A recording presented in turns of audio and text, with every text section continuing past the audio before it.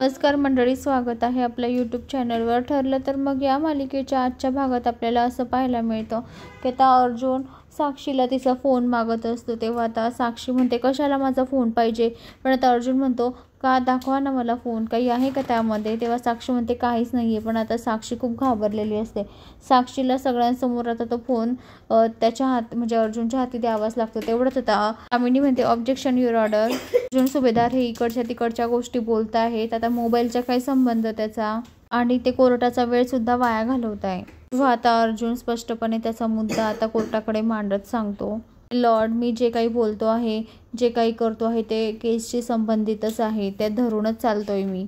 तेव्हा आता अर्जुन साक्षीला विचारत असतो हा फोन तुमचा आहे. तेव्हा साक्षी म्हणते हो माझा आहे. आता अर्जुन लगेच म्हणतो तुमचा हँडसेट खूप महागडा आहे हो, खूपच छान आहे. तुमच्या मोबाईलवर एकदा मी फोन करून बघू का प्लीज. तेव्हा आता साक्षी खूप घाबरलेली असते आणि महिपतकडे बघत असते. आता दामिनी आणि महिपतलाही खूप मोठं टेन्शन आलेलं असतं, कारण दामिनीने सांगितलं होतं असं असं बोलायचं. ते साक्षीने एक शब्दसुद्धा बोललेला नसतो कोर्टामध्ये, कारण दामिनीने आणि महिपतने तिला आधीच बजावलेलं असतं की हे तुला आज कोर्टामध्ये बोलायचंच आहे. पण साक्षीने एक शब्दसुद्धा बोललेला नसतो. त्याच्यामुळे आता दामिनी खालीच बसून घेते.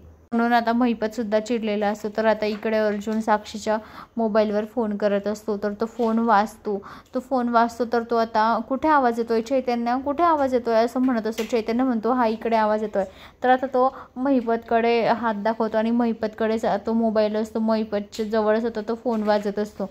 तर आता इकडे सगळेजण महिपतकडे बघत असतात. अर्जुन आता त्यांच्याकडे जातो. तेव्हा आता महिपतला टेन्शन आलेलं असतं. आता हा अर्जुन सुभेदार कोणता बॉम्ब फोडणार असं त्याला टेन्शन आलेलं असतं. आता साक्षीच्या पर्समध्ये आता फोन सापडल्याने आता मोठा धक्का बसलेला असतो साक्षीला आणि अर्जुनला. तर कोर्टालाही सुद्धा मोठा धक्का बसलेला असतो. आता कोर्ट कोणाच्या बाजूने होणार, तर आता इकडे नागराज आणि प्रिया सुद्धा दोघी एकमेकांकडे बघत असतात. प्रियालाही खूप मोठा धक्का बसलेला असतो. साक्षी जर कधी पकडली गेली तर आपलं सुद्धा मरणच आहे हे तिला माहिती झालेलं असतं.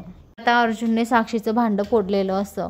अर्जुन आता तो मोबाईल हातात घेतो. तर आता इकडे दामिनी सुद्धा डोळे बंद करून बसते, कारण तिला खूप हे होत असतं की या शाणीला सांगितलेलंच असतं की मी जे बोलतो आहे ते बोल, मी जे सांगते ते कोर्टामध्ये बोल. पण ती अजिबात एक शब्दसुद्धा बोलली नाही. भोग आता फळं असं म्हणून ती आता साक्षीवरच चिडते. तर मंडळी, अशाच मालिकेच्या नवनवीन अपडेटसाठी चॅनलला लाईक आणि सबस्क्राईब करा, शेअर करायला विसरू नका.